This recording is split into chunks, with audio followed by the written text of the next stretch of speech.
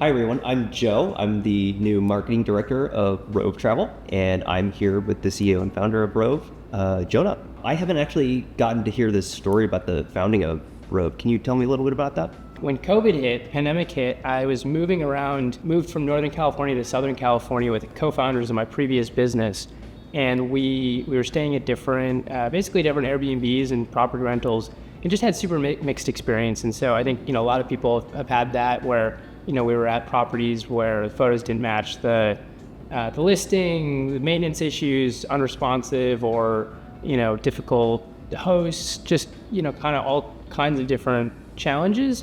And I got really excited about building a marketplace for luxury property rentals with a elevated consistency compared to what exists today.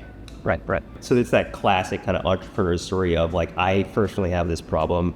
I know that there's a customer base of at least one, so let's go ahead and start this business, right? Yeah, exactly. And I think building a product around your own, both personal pain point is great, but like also having like empathy with your customers and understanding what they want and being able to like sit in their shoes is super helpful for building a great product and has really informed our product process. Can you tell me just a little bit about like what it was like start this company? Like who were the types of homeowners that started working with you from the very beginning?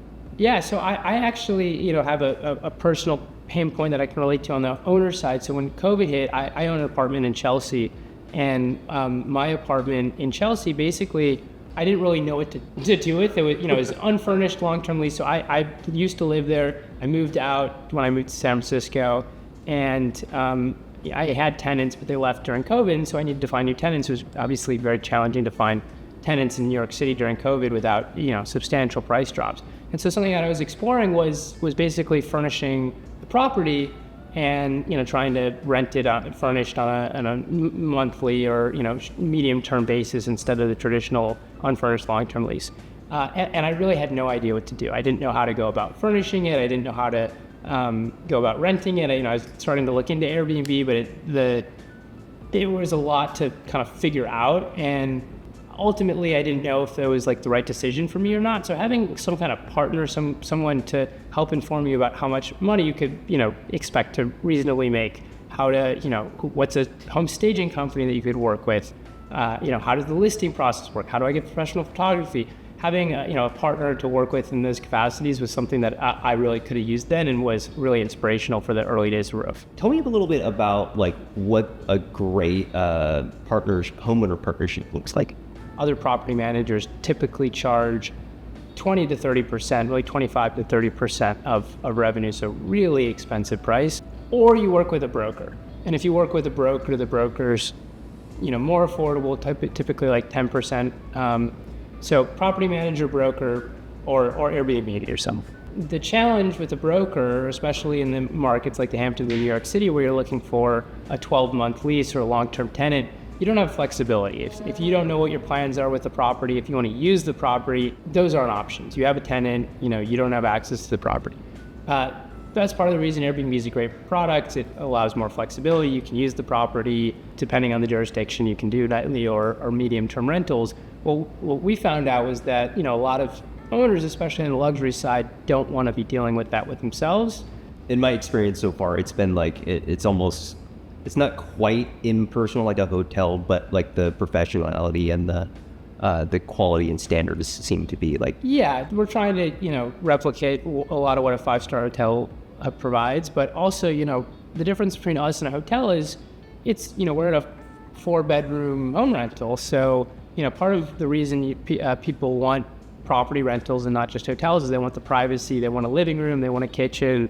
In New York City, we have a 30-night minimum on all of our rentals. So people are truly living out of the property. They're not just a tourist. And so, we're definitely catering toward both, in some markets, people that are, traveling for work or pleasure, but we're also catering to residents in other markets. Where do you see Rove going in the next 6-18 months? We're in the 4 major markets that you mentioned before. So New York, the Hamptons, South Florida, Aspen.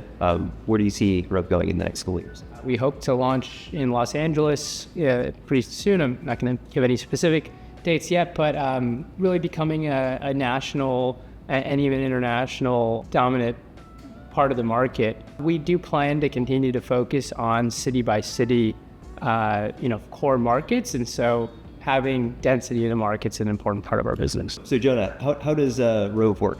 For an owner who wants to join our platform, they can go to our website and click on the Becoming Owner page, sign up. It's really pretty simple. We send someone out to take an audit of the property. We just ensure that the actual property matches the photos or the listing that's shared with us. Typically, we cover the cost of professional photography. If upgrades are required, in some cases, we'll work with the owners or share a third-party staging company recommendation, help them get the property ready, professionally photograph the property, and then typically we'll get a client in within a week or two of the listing, if not sooner. Well, Jonah, thank you. It's been an absolute pleasure to be in this home and with you this afternoon, and learning about this business that I've become part of. So, thank you so much. It's been great. Yeah. Thanks for having me. Thanks, Jonah.